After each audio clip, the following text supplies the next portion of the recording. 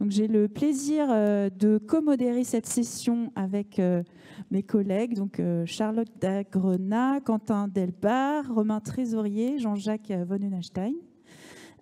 Et donc je vais appeler tout de suite Olivier Lérez qui va nous faire un premier cas clinique. Amylose peut en cacher une autre, une amylose peut en cacher une autre. Juste pour vous dire qu'en fait, c'est 10 minutes de cas clinique. Et après, en fait, on enchaîne finalement. Il y aura peut-être le temps, peut-être pour une question, Thibaut. Finalement, on va réduire à 8 minutes les cas cliniques pour 2 minutes de questions après chaque cas clinique. Olivier, 8 minutes. Ça bip. Bonjour, donc merci Emmanuel pour cette introduction. J'ai l'honneur de parler en postprandial et donc tout le monde dort. Je vais essayer de vous dynamiser ça, je vous le fais en 5 minutes. Je vais vous présenter un cas sur lequel... Alors ça, il faut qu'on m'explique. C'est Sylvia qui va vous expliquer comment ça marche. Je n'y connais que dalle. Donc c'est le WooClap. Il ne me reste plus que 4 minutes 30. Ouais. Alors je suis désolée pour la perte de temps. Non, mais on va faire gagner du temps à tout le monde. Ce temps n'est pas compté à Olivier. Merci de remettre le chrono à 0. Non, mais tu peux le mettre, tu vas voir ça. Le principe de toute la session cas clinique, ça va être qu'il y a un seul et unique WooClap. Donc vous pouvez tous scanner ce QR code. Pour ceux qui ne sont pas à l'aise avec les QR codes, il y a aussi moyen d'aller sur le site wooclap.com. Et du coup, le code de l'événement, c'est les lettres qui sont notées juste à droite, CTAZUK. Et surtout, vous ne décrochez pas de cette page Internet et vous verrez qu'au moment où il y a des questions, elles vont apparaître directement sur votre téléphone. Donc, retournez pas sur Instagram tout de suite, quoi. Oh c'est fini. Je suis dégoûté. Pour une fois que j'étais chaud. On va voir 2 cadeaux. Allez, on y va. Allez, c'est parti.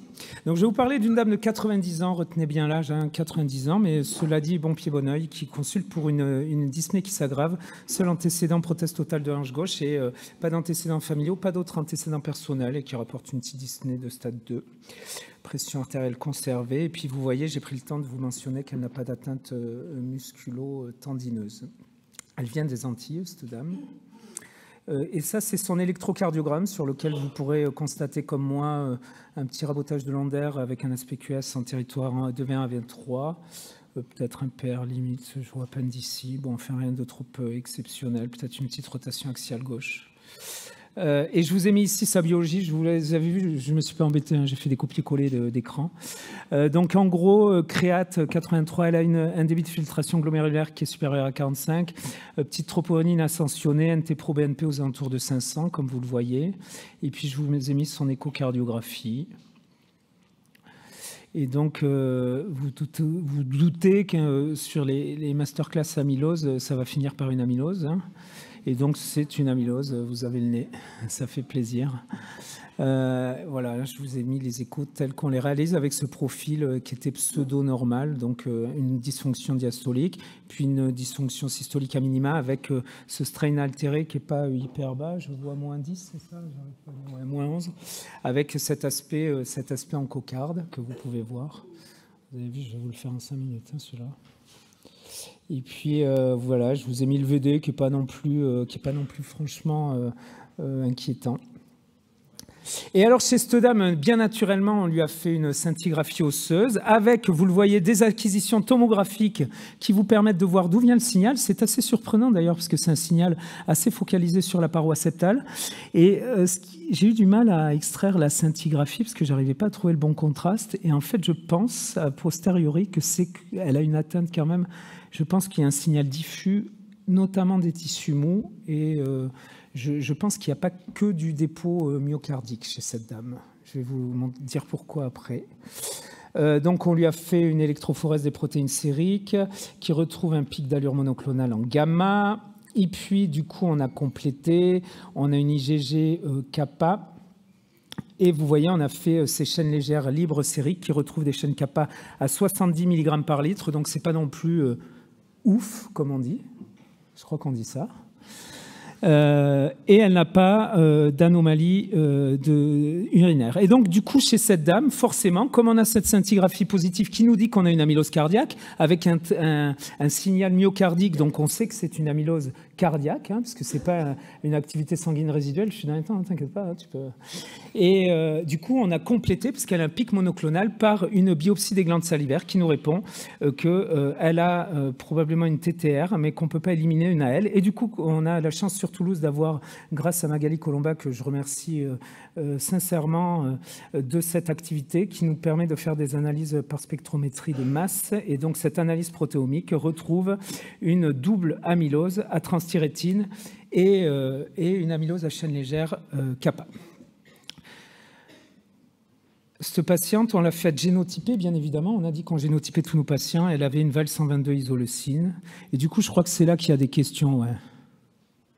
Qu'est-ce que vous en pensez, vous? Alors, c'était histoire de poser des questions, parce que Sylvia m'a forcé la main, mais je n'avais pas tellement de questions, en fait. Sylvia, en régie, un commentaire sur ça? 20 secondes pour répondre. Ouais, tu vas voir, je vais le faire. Donc, allez-y, répondez.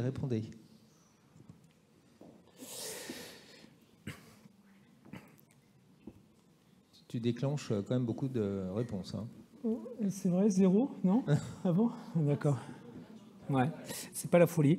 Traitement de l'amylose ATTR, traitement de amylose ATTR, oui. Alors nous, on a conclu que c'était une ATTR, que c'était une AL aussi, c'est ce qu'on a conclu, et on n'a pas traité. Ah non, mais je sais, c'est hyper critiquable. Hein. Je vous dis pas que c'est ce qu'il fallait faire, mais on ne savait pas en fait. On ne savait pas, on s'est dit c'est une AL, une TTR, on ne savait pas.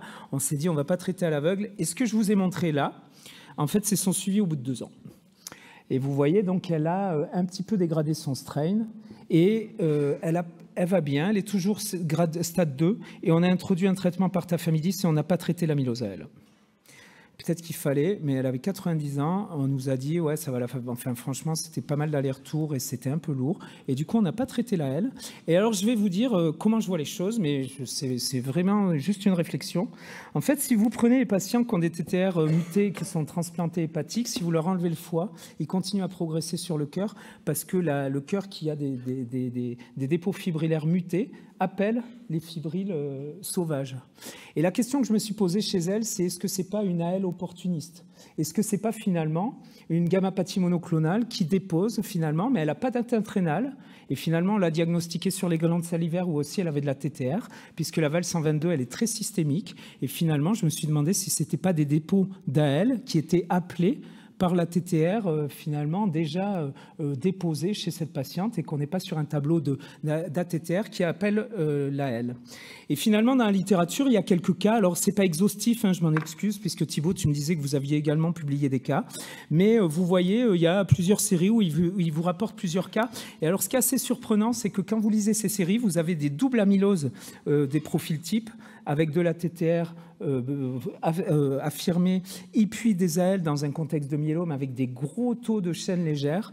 Et vous avez, comme notre cas à nous, des cas de val 122 isoleucine avec pas des gros taux de chaîne légère, pas d'atteinte rénale, et puis cette AL qui a été découverte sur des données histologiques sans gros retentissement. Et la question que je me pose, c'est est-ce qu'on ne pourrait pas imaginer une sorte d'AL que je qualifierais d'opportuniste sur une gammapathie monoclonale? Il y a même un cas de publié où le patient n'a pas de gammapathie monoclonale, c'est une val 122 isoleucine, et il lui diagnostique sur des données histologiques de biopsie endomyocardique une AL associée.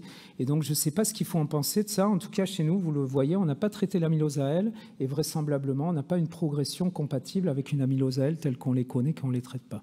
Voilà. Je vous remercie.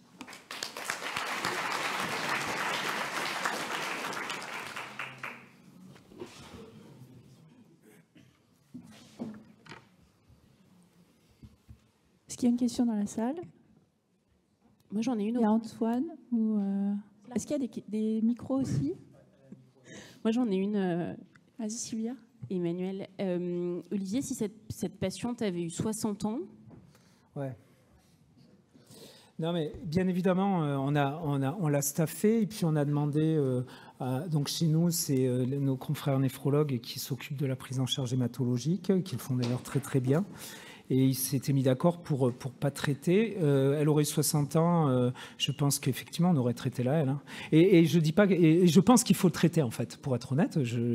Mais là, je vais pas raconter un cas qui n'est pas, voilà, elle n'a pas été traitée.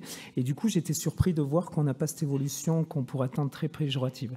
Et comme je te le disais ce matin, Sylvia, d'ailleurs, initialement, on n'a même pas traité la TTR parce qu'on s'est dit, si c'est une vraie AL et que, en fait, là, on s'est gouré que c'est pas une TTR, enfin, ça nous embêtait de ne pas mettre le bon traitement. Vous voyez, pour vous dire comment on est jusqu'au boutiste. Et du coup, on a voulu voir l'évolution clinique. Et comme on s'est dit, là, c'est un tableau typique de TTR, on la traite comme une TTR. Comment ? Si.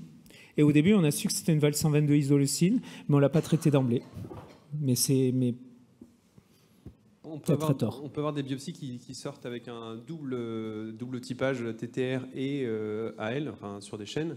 Est-ce que tu préconises d'envoyer ces patients-là où il y a le moindre doute en protéomique à ouais, je pense quand même là. Et comment on fait ? Vous nous les envoyez, à Magali Colomba au CHU de Toulouse et elle vous fera ça. C'est une experte, elle vous fera ça avec grand plaisir. Il y a une filière toute faite. Moi, j'ai une question pour rebondir sur ce que disait Sylvia. Si cette patiente avait 60 ans, est-ce que la biopsie myocardique aurait aidé à prendre la décision thérapeutique? Parce que j'ai du mal à croire qu'elle avait une amylose AL finalement. Non, il y a cardiaque, en fait moi je l'achète la L et encore une fois dans les cas cliniques que tu vois dans la littérature, tu as des cas qui sont superposables sur des données de la biopsie endomyocardique. Après, je pense que tu as raison et on en parlait ce matin, c'était Michel qui disait il faut y aller sur la biopsie endomyocardique et nous on y va aussi assez facilement. Donc effectivement, sur un patient plus jeune chez qui se pose l'indication d'une thérapeutique entre guillemets un peu plus lourde, bien oui, je crois que tu as raison. Ça aurait justifié d'une biopsie endomyocardique. Je veux bien réagir c'est ce qu'on discutait ce matin avec Olivier.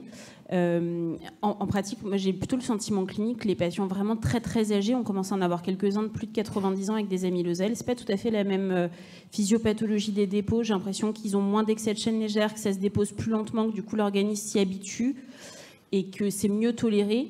Et je racontais à Olivier ce matin que moi j'ai une patiente que je suivais jusqu'à ce qu'elle décède d'un hématome sous-dural de 93 ans en gros, qui voulait surtout pas de chimiothérapie et que du coup on a observé de manière attentive pendant 3 ans et qui s'est plutôt pas dégradée. Tant mieux à ces âges-là. Je pense qu'il ne faut pas du tout retenir comme message qu'une L, ça peut ne pas évoluer pendant 2 ans. Mais peut-être qu'il y a un truc chez ces patients-là et que ça vaut le coup qu'on les collige, les malades vraiment très très vieux, très très âgés. Voilà. On va enchaîner avec le cas clinique numéro 2, une amylose tout risque par le docteur Julien Janto.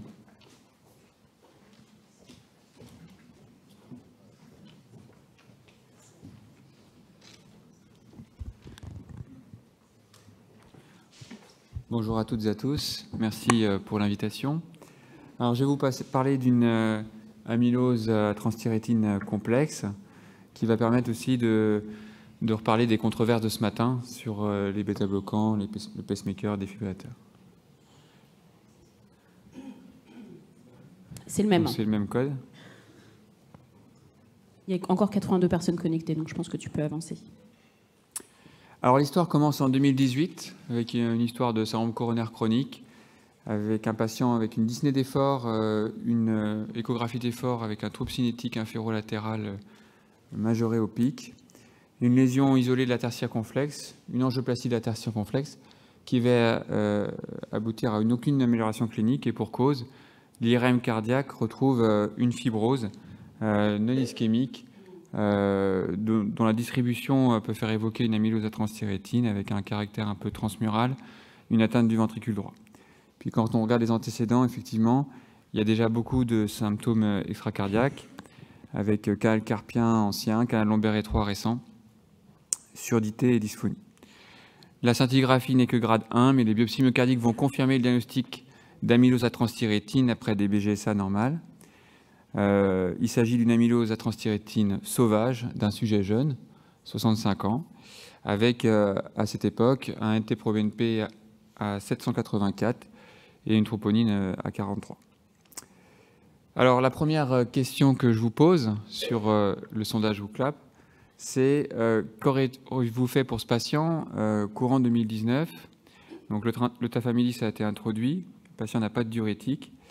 Et est-ce que vous auriez proposé une resynchronisation par pacemaker triple chambre, avec ou sans défibrillateur, ou juste une surveillance accrue? Alors il est symptomatique, il a une dyspnée stade 2, il a une VO2 à 18,8 minutes mètre carré, ce qui n'est pas beaucoup pour cet ancien cycliste de bon niveau. Il a des troubles conductifs à électrocardiogramme avec une légère aggravation de son PR qui était à 220 millisecondes fin 2018, 240 fin 2019, un bloc gauche large à 160 millisecondes avec un axe normal. Et à l'IRM comme à l'échographie, il a une FEVG à 40%, mais un strain à moins 8%. Et puis une volémie contrôlée et des extrasystoles qu'on voit ici. Les extrasystoles qui semblent venir de la zone de fibrose, hein. Il y a quasiment une concordance positive et puis une négativité inférieure. Il a 65 ans, 66 ans. Je vous laisse répondre. C'est après, Sylvia, la réponse? Ouais. Donc 40%, mais on l'a vu avec la présentation du Dr Moulin ce matin, un strain qui est quand même altéré, à moins 8%. Des QRS larges, bloc de branche gauche. Il faut vite voter, hein. Vous avez 12 secondes restantes sur le petit... C'est ici, tout est timé, hein, vous avez remarqué? C'est Sylvia aux manettes. Timé. La seule chose, c'est que ça ne buzz pas à la fin. Il y a 36 votants, 37. Vous auriez proposé donc une resynchronisation avec un défibrillateur. C'est ce qu'on a proposé également. Donc un triple chambre qui a permis un affinement des QRS. Alors effectivement, bon, ça a été vu ce matin, mais c'est off-label puisque la FEVG est à 40%. Et donc, ceci dit, on a tenu compte du strain qui était altéré. C'est off-label pour le défibrillateur, puisqu'on est en prévention primaire. Mais on a tenu compte de l'importance de la fibrose, qui était de l'ordre de 15% du ventricule gauche, et puis de l'âge du patient et de ses préférences, un patient qui était inquiet par le risque de mort subite. Et on avait discuté collégialement du dossier avec l'équipe de Mondor. Alors ce choix semble être le bon, puisque d'abord, la stimulation a permis de dépister des épisodes de fibrillation atriale avec introduction d'un traitement par AOD. Et puis surtout, le patient a présenté dans le suivi des troubles du rythme ventriculaire, avec vous voyez, des cycles très rapides à 300 millisecondes avec choc électrique approprié. Alors, si on refait l'histoire, donc de 2019 à 2022, il y a une sorte de lune de miel, un patient plutôt amélioré cliniquement et biologiquement par la resynchronisation, pas sur le plan de la fonction ventriculaire gauche. Il faut dire qu'il y avait pas mal de fibrose basale et qui n'avait pas de traitement diurétique. Et puis, à l'été 2022, il va présenter 2 événements rythmiques graves avec 2 orages rythmiques. D'après la topostimulation, ce n'était pas la sonde VD à l'origine de cet orage rythmique. Et donc, dont un orage va nécessiter une intubation sédation et avec une évolution vers un état de choc cardiogénique qui va évoluer favorablement sous lévosimodan. À ce moment-là, il va y avoir 2 ablations, une première peut-être pas assez extensive et une deuxième, vous voyez, sur les zones ici, pardon, sur les zones ici de fibrose. Et cette ablation, la deuxième, va permettre un bon contrôle des troubles du rythme. Alors, le patient est sous amiodarone, il a eu 2 ablations de TV. Est-ce que vous proposez un traitement par bisoprolol?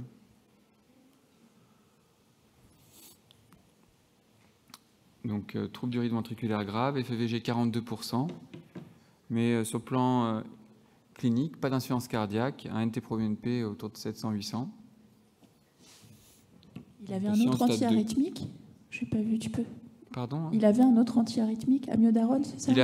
Il est sous amiodarone et il a eu ablation de TV. Il vous reste 5 secondes.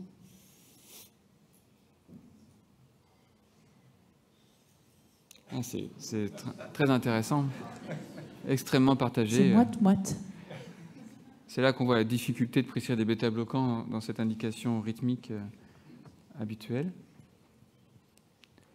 Alors nous, on a choisi les muscles, comme Barracuda dans l'agence Tourisk. On a ajouté le bisoprolol à l'amiodarone et à l'ablation. Le deuxième événement rythmique avait vraiment été très compliqué. On avait quand même aussi un projet, c'était de stopper l'amiodarone à cet âge-là au long cours. Et puis on trouvait que le patient était plutôt stable sur le plan hémodynamique. On avait à cette époque-là les données, la littérature, les études italiennes notamment qui étaient plutôt rassurantes. Et donc on a introduit progressivement, mais jusqu'à des fortes posologies quand même, du bisoprolol. Ce qui était discutable parce que c'est vrai qu'il y a quand même une fonction ventriculaire gauche altérée, une fibrose étendue, et puis on avait déjà d'autres traitements antiarythmiques. Effectivement, sous bêta-bloquant, en tout cas c'est ce qu'a ressenti le patient, il y a eu une certaine dégradation fonctionnelle avec un patient qui est toujours SAD 2 mais plus gêné, et puis une évolution sur le plan biologique assez notable, avec notamment une élévation importante du NT-proBNP. Donc progressivement, dans les années 2023-2024, on va diminuer le bisoprolol, stopper l'amiodarone, il n'y a plus de troubles du rythme, et on va majorer les diurétiques. Et donc la dernière question que je vous pose, c'est est-ce que vous auriez proposé du patisiran compassionnel chez ce patient en 2024 ? Voilà son évolution depuis 2019. Donc on voit qu'il y a quand même des critères cliniques, avec un test de marche qui a diminué de plus de 40 mètres, des diurétiques qui ont monté de plus de 80 mg, un score de qualité de vie qui a baissé de plus de 5 points, un NT-proBNP qui a augmenté de plus de 300, ou plus de 30%. Et puis là, c'est ce qu'on discutait précédemment, c'est beaucoup plus difficile d'apprécier, je trouve, objectivement les critères échographiques, mais quand même, on a une vraie diminution de la fonction ventriculaire gauche. Et surtout, je pense, ce qui fait que le patient se dégrade, c'est que c'est pas dans les critères pour le patisiran compassionnel, mais je trouve que c'est souvent un critère d'aggravation, c'est l'atteinte de la fonction ventriculaire droite. On a vu que dès le 2018, le patient avait de la fibrose sur le ventricule droit. Alors que faites-vous ?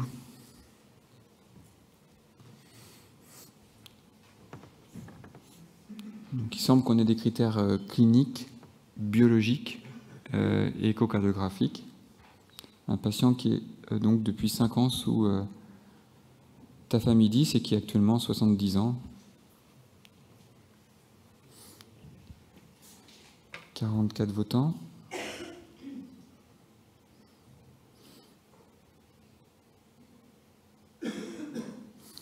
Une grande majorité de patisiran compassionnels. Donc, effectivement, on a discuté du dossier en RCP.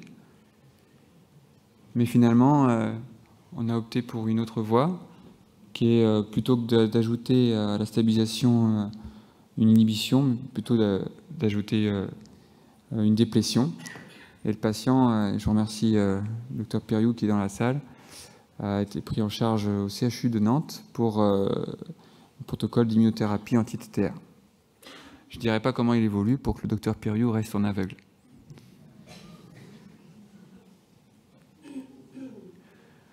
Alors deux conclusions à ce stade, enfin de ce cas clinique. D'abord, c'est une introduction à la présentation de tout à l'heure de Damien Guijarot qui va nous présenter le registre Amylo-Young dans lequel ce patient a été inclus.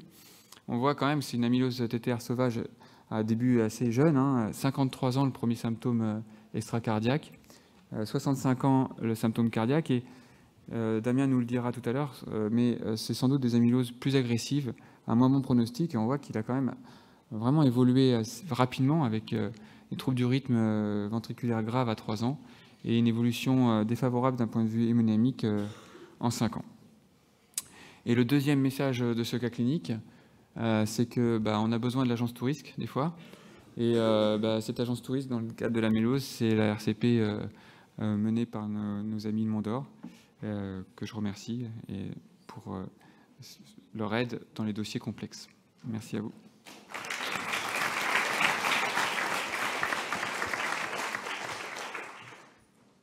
Merci beaucoup pour ta présentation. Moi, je commencerai peut-être par une question. Si j'ai bien suivi, le patient, il n'avait pas de mutation de la TTR, c'est ça, hein? Non.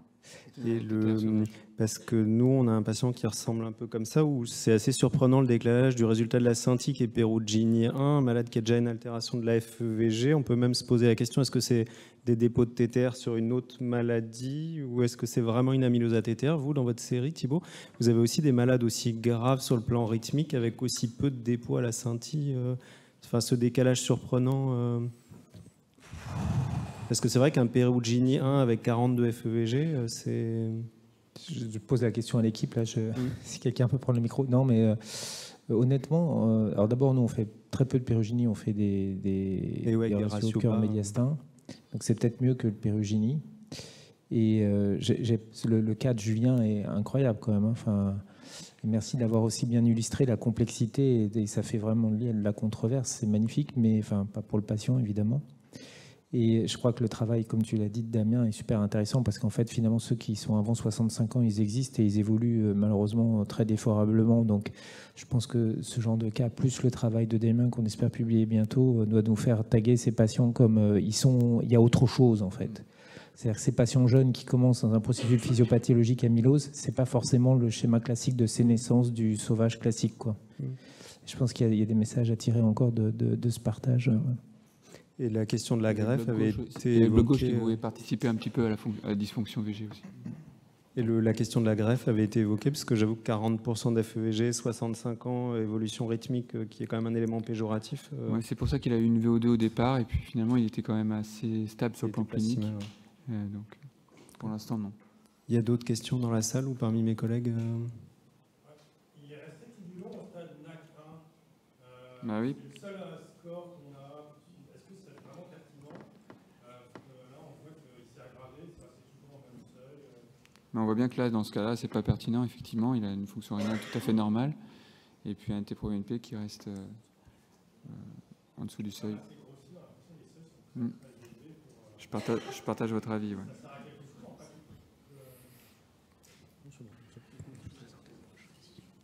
Dans les critères d'évolutivité sous patisiran, il n'y a quand même pas que... Il y a la valeur brute du NT-proBNP qui est sans doute plus sensible.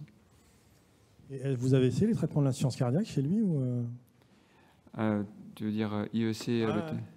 Non, on n'a pas mis d'IEC. C'est un patient qui est très rapidement, quand on a mis le bisoprolol, avait des pressions artérielles assez basses et qui avait des symptômes un peu à l'orthostatisme. Donc on ne sait pas.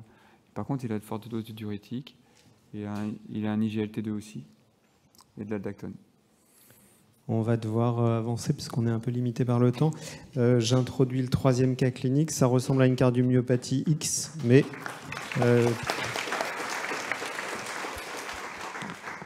qui va nous être présenté par Charlotte Casset de Grenoble. Alors, bonjour à tous. Moi, je suis Charlotte Casset, je travaille au CHU de Grenoble. Et on va essayer de se creuser un petit peu les méninges sur un cas clinique qui nous a posé pas mal de soucis initialement dans notre centre. Ça reste le même. Voilà, ça ne change pas. Donc, je vous propose de discuter d'une patiente qui a 50 ans, qui a comme antécédent un suivi hémato, avec un lymphome B de type de la zone marginale, indolent, qui est suivi, non traité, et qui a aussi sur son EPS un double pic, IgG lambda et IgM, pareil, qui est suivi, non traité. Elle a ça depuis un temps certain, 2014, sans souci autre. Elle est tabagique et elle consulte aux urgences d'un CH périphérique pour des palpitations et une dyspnée en avril 2022. Voici son tracé électro qui ressemble à une tachycardie jonctionnelle à 120 par minute qui est réduit suite à un test à l'adénosine. Elle va récidiver plusieurs fois ce type de tracé et de palpitation avec un diagnostic de tachycardie atriale qui va être posé.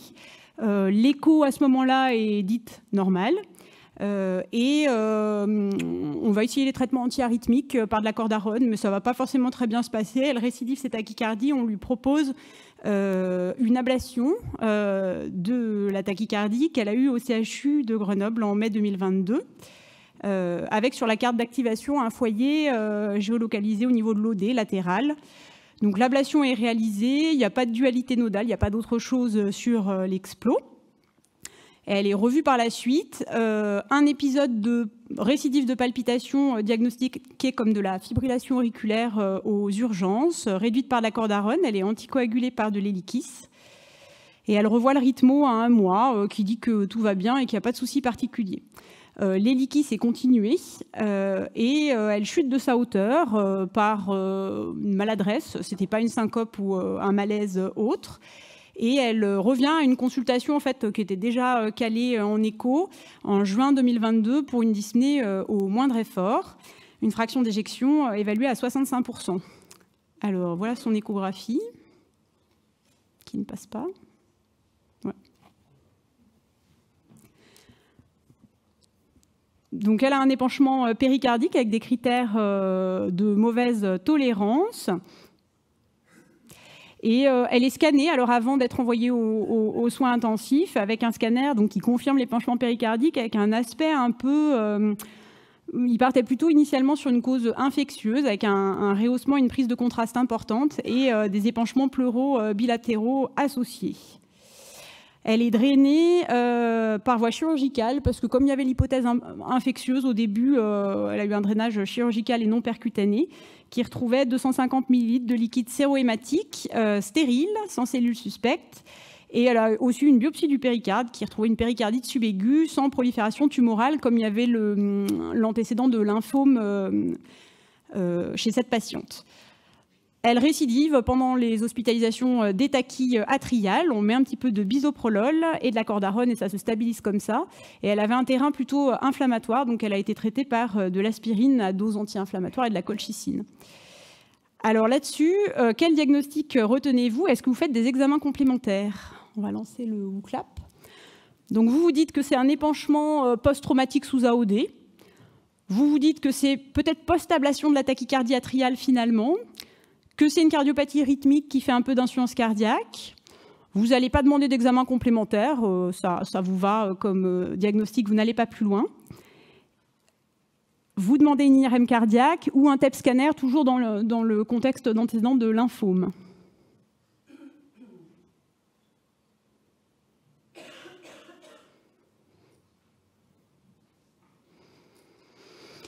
Alors, on avait plutôt considéré, comme il y avait quand même eu l'ablation de la tachycardie atriale, que l'épanchement péricardique était lié à ça. Et on avait effectivement demandé une IRM cardiaque et un TEP scanner par la suite. Elle revient en juillet 2022, hospitalisée en médecine interne, cette fois-ci, du CH périphérique de là où elle habite, pour un tableau vraiment de décompensation cardiaque globale, avec des épanchements pleuraux drainés cette fois-ci, qui retrouvent un exudat, qui s'améliore sous diurétique, avec des NT-proBNP à 4000 nanogrammes par litre, et elle récidive toujours les mêmes épisodes de tachy atriale par la suite. Et le diagnostic retenu à ce moment-là, c'est une insuffisance cardiaque à FE préservée sur une cardiomyopathie rythmique probable dans le contexte de tachy. Elle est traitée par glyphosine et aldactone, elle s'améliore et elle se stabilise. Il lui avait quand même refait en médecine interne l'EPS. Elle a toujours sa même bande IgG lambda, mais qui est stable par rapport à ses taux d'avant. Et donc, il n'y avait pas de choses en plus qui avaient été proposées. Et moi, je la vois à la consultation de mon centre parce que le cardiologue qui travaille donc, dans le CH périphérique se pose la question d'investiguer plus cette patiente en faisant notamment une coronarographie et peut-être un cathé droit pour voir s'il n'y a pas une constriction péricardique ou autre chose. Pour avancer dans le diagnostic, qu'est-ce que vous allez pouvoir demander d'autre comme examen complémentaire? Alors, on repasse sur le WhoClap. Donc, un écho, une ETT avec un strain. L'IRM cardiaque qu'elle n'a toujours pas eu parce qu'on a des délais assez importants pour avoir les IRM. Vous validez l'indication de coro et de cathé droit. Vous complétez le bilan hématologique avec des chaînes libres sériques légères et une EPU. Vous arrêtez là ou vous demandez une scintille au diphosphonate.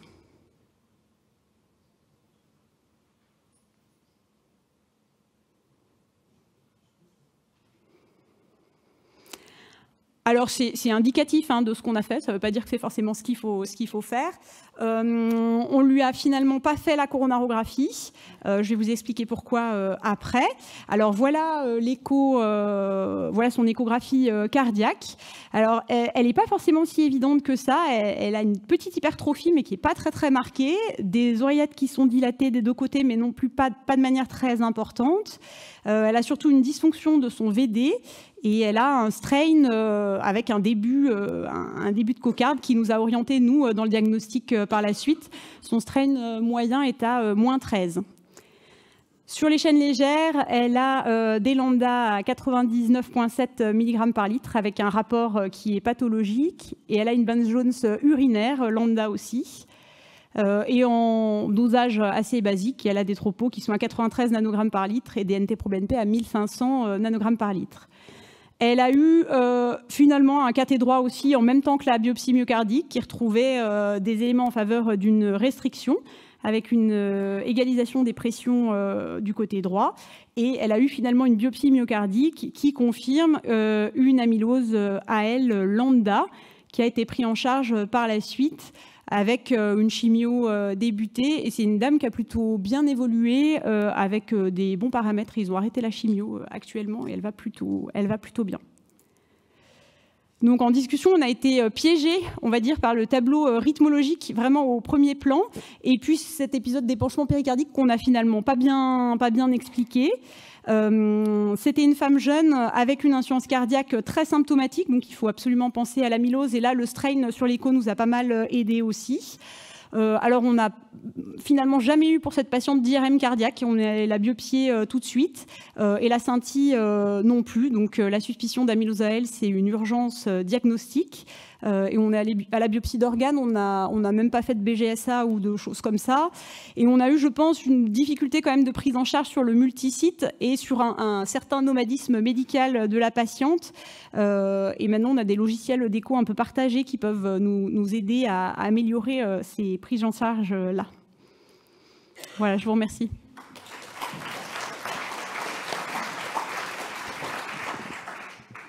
Merci beaucoup pour cette très belle présentation. Je pense qu'on peut vraiment dire que le diagnostic de l'amylose n'est pas si simple. Non, parce qu'avec les yeux d'amyloïdologue, enfin, je ne sais pas comment on dit, mais c'est vrai que moi, je n'aurais pas forcément l'amylose en premier plan non plus. Et je pense que vraiment ce qui fait la difficulté de cette maladie, c'est aussi qu'il y a plein d'entrées différentes avec des tableaux cliniques très, très variés, d'où l'importance des red flags. Donc, merci. Je ne sais pas s'il y a des questions dans la salle. Juste une question, je me permets. Le dosage des chaînes légères libres, il avait été fait en médecine interne devant l'électrophorèse ou c'était une électrophorèse Non, ils avaient fait une EPS simple. Simple, ouais. D'accord. Et après, le fait, quand ils ont vu la lambda apparaître, ils n'ont pas eu l'idée quand même d'aller plus loin. Enfin, alors après, je pense qu'elle est sortie et puis elle a été remise dans la boucle cardiologique après. Et le péricarde, il n'y avait pas eu d'analyse anatomopathologique sur le péricarde? Non, pas initialement en tout cas. On a des cas comme ça qui ont été dépistés sur des tamponnades et l'analyse péricardique. Quand il y a eu l'analyse, notre anapathe qui a l'habitude, évidemment, on regarde les amyloses, fait le rouge Congo. Et là, une autre question. Donc, avec ton regard là, après le cas clinique, finalement, qu'est-ce qui aurait dû te faire penser à une amylose dès le début? Bon, son entrée dans la pathologie, moi je ne pensais pas à une amylose au début. Clairement, ça ressemblait vraiment à un problème rythmologique au premier plan. Après, c'est cet épisode un peu bizarre d'épanchement péricardique qu'on n'a pas bien expliqué, d'épanchement pleural aussi, qui était en fait peut-être a posteriori une insuffisance cardiaque là-dessus. Et puis, quand elle est revenue une deuxième fois avec les épanchements dans les plèvres et le péricarde, là, je pense que c'est là où il faut qu'on y pense, en tout cas. Si je peux me permettre, le cas qui est super intéressant, c'est la description anatomopathologique, où votre anapathe dit qu'il y a un infiltrat interstitiel et un infiltrat vasculaire. Donc l'infiltrat interstitiel, il peut dépendre du tissu, donc voilà, il y a une appétence pour le cœur, mais vasculaire, c'est que forcément, il y en a partout. Et donc son épanchement péricardique est peut-être pas forcément lié à la gravité de son insuffisance cardiaque, mais à l'infiltrat de la plèvre, qu'on ne biopsie pas. Et l'autre chose, c'est que c'est possible qu'elle ait une atteinte multisystémique, et donc, quels sont les ecchymoses préorbitaires qui soient passés à côté, l'atteinte ingéale, tout ce qu'on a mis dans les blocs-notes, vous allez voir. Et peut-être qu'on n'est pas assez... Est-ce qu'elle avait des red flags extracardiaques? Non, pas du tout. C'est ça qui est bizarre aussi, c'est que pas du tout. Elle avait vraiment aucun symptôme. On n'a rien retrouvé. Et elle a vraiment très très bien évolué après, sous chimio. Tant mieux pour elle. Peut-être qu'un jour, des logiciels d'intelligence artificielle nous permettront de dire déjà au scanner attention, amylose. Merci beaucoup. Merci. S'il n'y a pas d'autres questions, on va pouvoir passer au cas clinique numéro 4.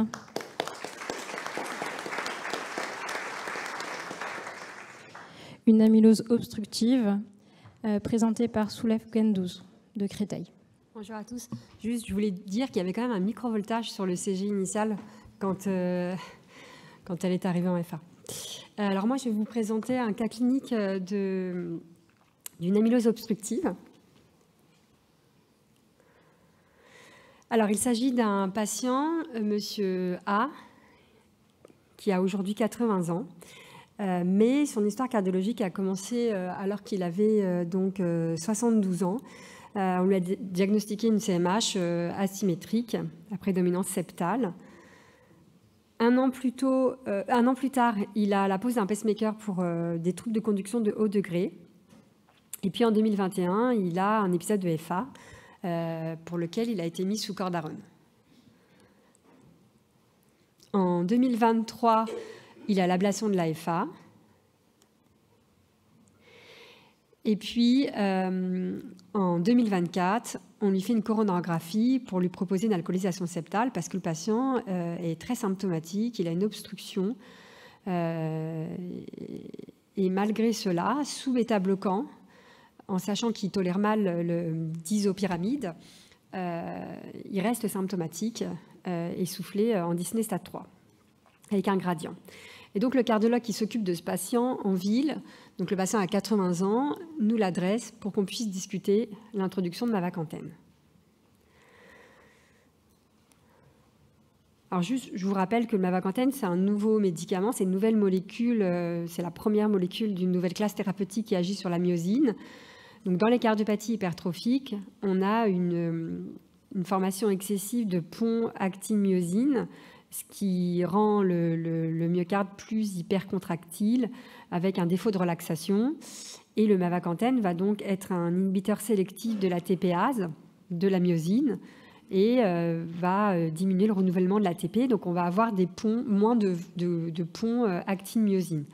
Donc, je ne vous ai pas mis les études qui ont montré son efficacité dans la cardiopathie obstructive, mais dans les dernières recommandations en 2023, il rentre dans l'arsenal thérapeutique des cardiopathies hypertrophiques obstructives.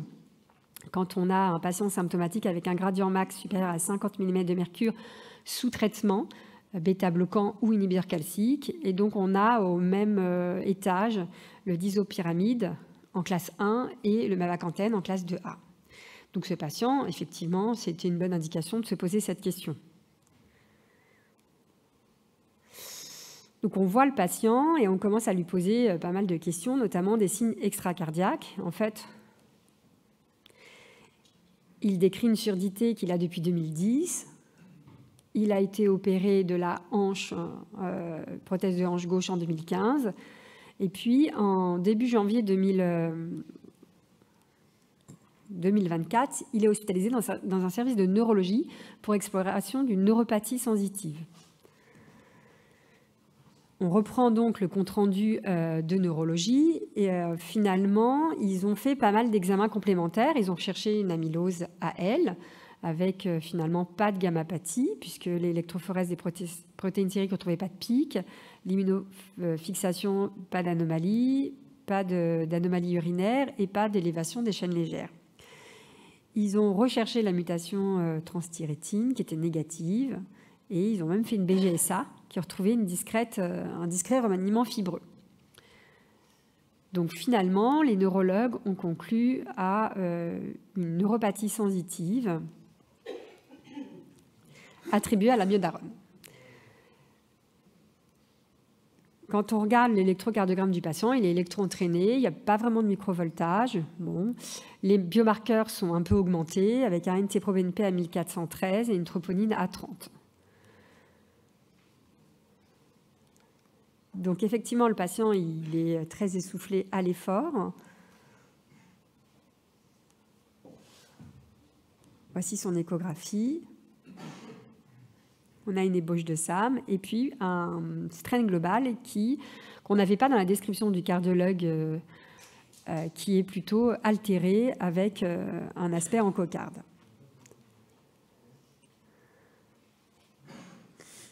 Donc ça, c'était l'échographie à l'effort avec une obstruction significative à 50, supérieure à 50. Alors, quel examen, alors c'était pas celui-là, si c'était celui-là. Quel examen en première intention vous prescrivez à ce patient?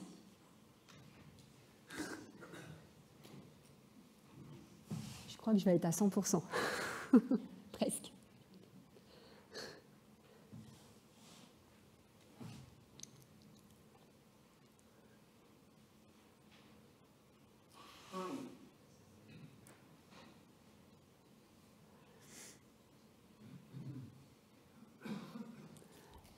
Donc oui, la scintigraphie. Pourquoi la scintigraphie? Parce que finalement, on avait déjà les autres...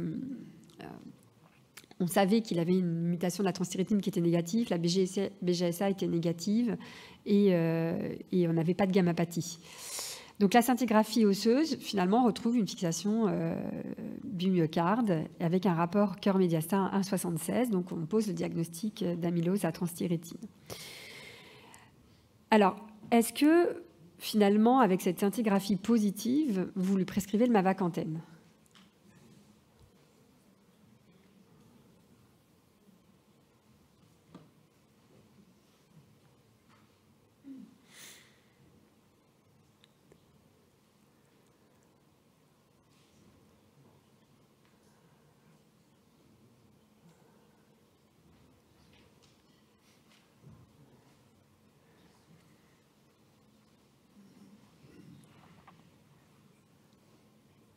Donc, en grande majorité, non. C'est vrai que c'est un nouveau médicament, et puis sur le plan de la physiopathologie, on a tendance à ne pas le faire. Juste pour vous rappeler que la cardiopathie hypertrophique asymétrique dans l'amylose n'est pas rare du tout. C'est une forme, un phénotype qu'on retrouve assez fréquemment. Je vous ai mis deux papiers. Un papier sur l'IRM dans les amyloses à transthyrétine comparé aux amyloses AL. On avait plutôt des HVG concentriques dans l'amylose AL, et dans l'amylose à transthyrétine, on retrouvait quand même une hypertrophie asymétrique avec 55% de brûlé septal et 25% de CMH avec inversion du septum.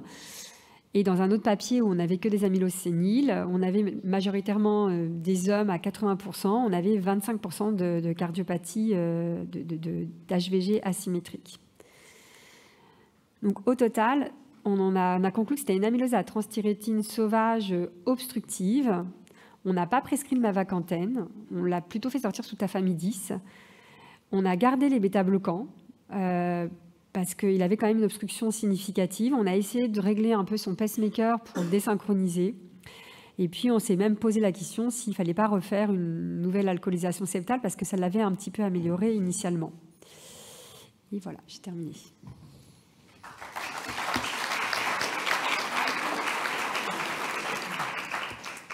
Merci beaucoup pour ce cas clinique très intéressant. Alors moi j'avais peut-être une question ou remarque, parce que c'est vrai que ce n'est pas un mode de présentation qui est habituel. Et du coup, bon, il y a eu les red flags finalement, donc qui ont un peu orienté, mais s'il n'y avait pas eu tous ces red flags, un patient qui a 80 ans, qui arrive à la consultation pour une CMH, est-ce que finalement on ne pourrait pas presque systématiquement, surtout qu'il y a cette notion de dyspnée, d'insuffisance cardiaque, de prescrire une scintigraphie osseuse en systématique, ou alors vous ne le faites pas régulièrement, s'il n'a jamais eu le bilan d'amylose? Je pense qu'il il faut penser, en tant que cardiologue, il faut toujours rechercher les red flags, ça c'est sûr, c'est le message en tout cas du cas clinique, bien rechercher tous ces signes extracardiaques. Après, ça dépend, je pense, de l'âge. J'imagine que si on a un patient beaucoup plus jeune, peut-être qu'on n'ira pas à la scintigraphie systématique, mais chez ce patient qui a 80 ans, j'ai plutôt tendance à après, je suis peut-être un peu biaisée parce que je suis à Mont-d'Or, mais à 80 ans, je suis à scintigraphie assez facile. Notamment, il a eu des troubles de conduction quand même, ce patient, avec un pacemaker. Voilà. Moi, j'ai une question, Soulève. Je voulais savoir, est-ce qu'il s'est amélioré sous ta famille 10, notamment sur le plan de l'obstruction ou pas après? Je ne sais pas. C'est une très bonne question. En fait, c'est vraiment récent, ce cas clinique. On l'a vu au mois d'octobre. Donc, mais c'est une très bonne question. Peut-être que ça va l'améliorer. Moi, j'ai une question. Il n'a pas eu de bilan génétique de CMH? Non, on ne lui a pas fait. Mais c'est vrai qu'on peut se poser la question de lui faire un NGS. Il n'avait pas d'antécédents familiaux. Ça, on lui a bien reposé les questions.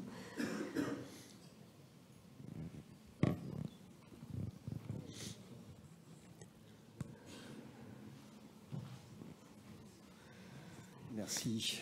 Bravo Soulève pour le cas clinique. À ce stade, on est certain qu'il a une amylose, mais on n'est pas du tout certain qu'il n'ait pas une sarcomérique associée.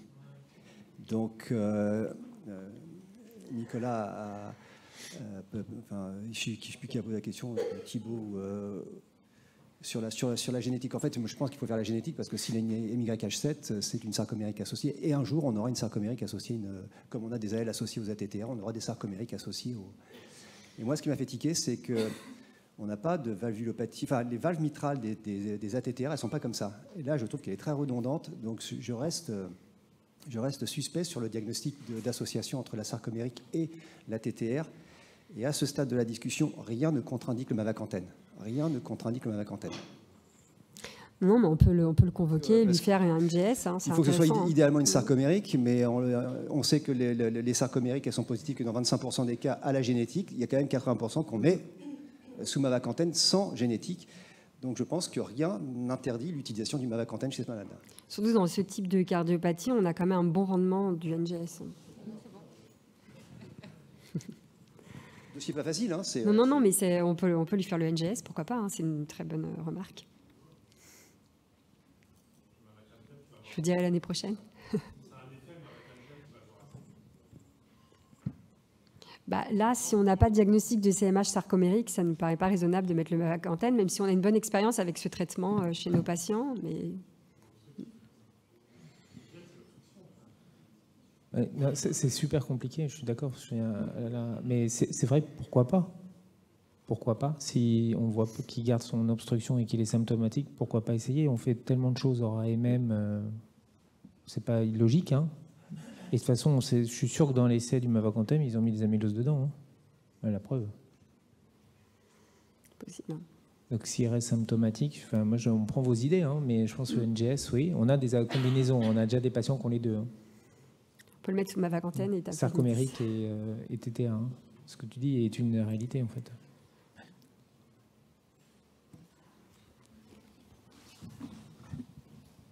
Merci Soulève.